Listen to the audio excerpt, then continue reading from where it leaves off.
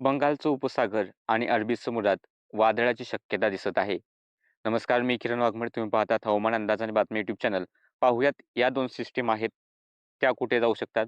त्याबाबत हवामान विभागाचे काय अंदाज आहेत, सर्वच माहिती पाहणार आहोत. पण त्यापूर्वी चॅनलवरती नवीन असाल किंवा फेसबुक पेजवरती नवीन असाल तर पेजला फॉलो करा, यूट्यूब चॅनलला सबस्क्राईब करा.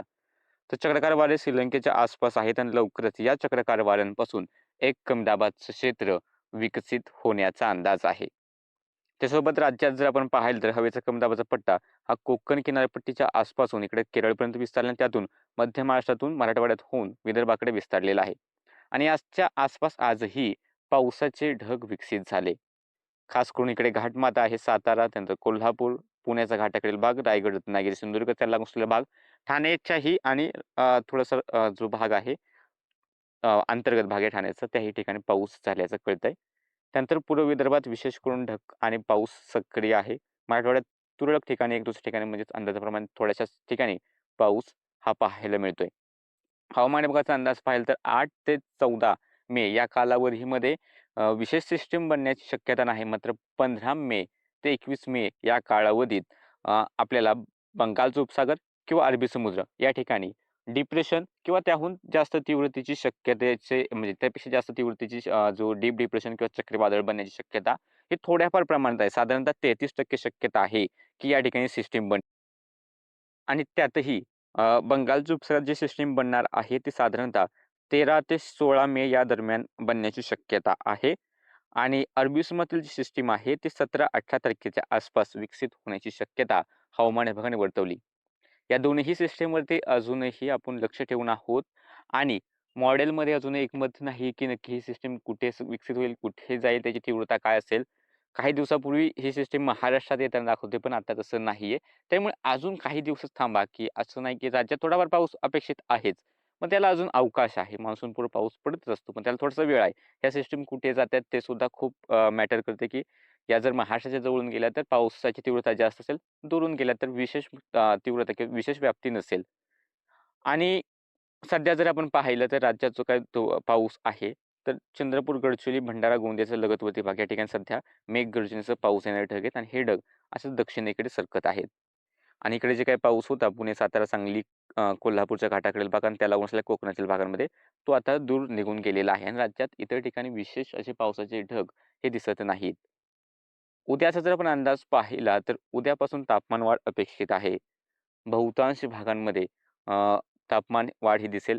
उत्तरेकडील जो भाग असेल जळगाव, बुलढाणा, अकोला, अमरावती या भागांमध्ये विशेष करून तापमान हे 43°C किंवा त्याहून अधिक 43 ते 45°C पर्यंत जाईल. नाशिक, अहिल्यानगर, पुणे शहरापर्यंतचं जे तापमान असेल किंवा इकडे साताऱ्याकडे भाग असेल, सोलापूर आहे, तर मराठवाड्याचा भाग आहे, राहिलेला विदर्भ असेल. या ठिकाणी तापमान 40-41 नाशिक, पुणे शहर ठिकाणी पाहायला मिळेल आणि इतर ठिकाणी हेच तापमान हे साधारणतः 42 ते 44° पर्यंत जाण्याचा अंदाज आहे. कोकणात सुद्धा किनारपट्टीपासून दूर असलेले जे अंतर्गत भाग आहेत ठाणे, पालघर, रायगडचे हे खूप जास्त तापतील. तापमान साधारणतः 42° किंवा त्याहून अधिक राहण्याची शक्यता आहे. किनारपट्टीला सुद्धा ही उष्णतेची झळ बसेल. जर लवकर समुद्रावरचे वारे नाही आले तर तापमान 37-38° पर्यंत जाईल आणि ज्या ठिकाणी थोडेसे लवकर येतील वारे त्या ठिकाणी तापमान 35-36° दरम्यान राहण्याची शक्यता आहे. पावसाची शक्यता जर पाहिली तर गेले काही दिवस राज्यात जो पाऊस होता, तो आता कमी होताना दिसतोय. उद्या चंद्रपूर, गडचिरोली, त्यानंतर सातारा, रत्नागिरी, सिंधुदुर्ग, कोल्हापूर, सांगलीचे घाटाच्या आसपासचे भाग या भागांमध्ये मेघगर्जना आणि पाऊस होण्याची शक्यता थोड्याफार प्रमाणात दिसते. राज्याच्या इतर ठिकाणी विशेष पावसाचा अंदाज नाही, तरी सुद्धा एखाद्या ठिकाणी स्थानिक ढगनिर्मिती झाली तर त्याच्यावरती तुम्ही लक्ष ठेवून राहा. येत्या काळात सुद्धा तापमान वाढ अपेक्षित आहे. पाऊस मात्र आता कमी होताना दिसतोय आणि IMDचं GFS मॉडेल जर पाहिलं तर पाहू शकता, की धुळे, नंदुरबार, जळगावपासून संपूर्ण मराठवाड्यातील भाग, पश्चिमेकडील विदर्भ, चंद्रपूर, नागपूरचा भाग आहे आणि वर्ध्यापासून राहिलेला पश्चिम विदर्भ 42 ते 45° दरम्यान तापमान जाण्याचा अंदाज आहे. ठाणे, पालघरचे अंतर्गत भाग, पुण्याचा भाग आहे, इकडे अहिल्यानगरचा भाग आहे, सोलापूरचे राहिलेले भाग आहेत, पूर्व विदर्भातील भाग आहेत, 40 ते 42° दरम्यान तापमान दाखवते. मुंबईसह किनारपट्टीच्या भागांमध्ये हेच तापमान हे साधारणतः 37 ते 38-39° पर्यंत जाऊ शकतं असा अंदाज आहे. तर रत्नागिरीसारख्या ठिकाणी हे तापमान 36°च्या आसपास जाईल. म्हणजे तापमान वाढ अपेक्षित आहे. कोल्हापूर, सातारा इकडे सुद्धा तापमान 38-40, सांगलीकडे 38 ते 40° दरम्यान जाण्याची शक्यता आहे.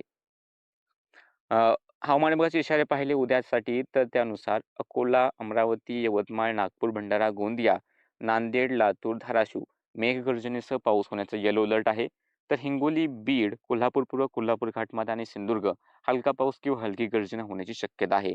तर मुंबई, ठाणे, पालघर, रायगड, रत्नागिरी या ठिकाणी उष्ण आणि दमट हवामानाचा इशारा हवामान विभागाने दिला आहे.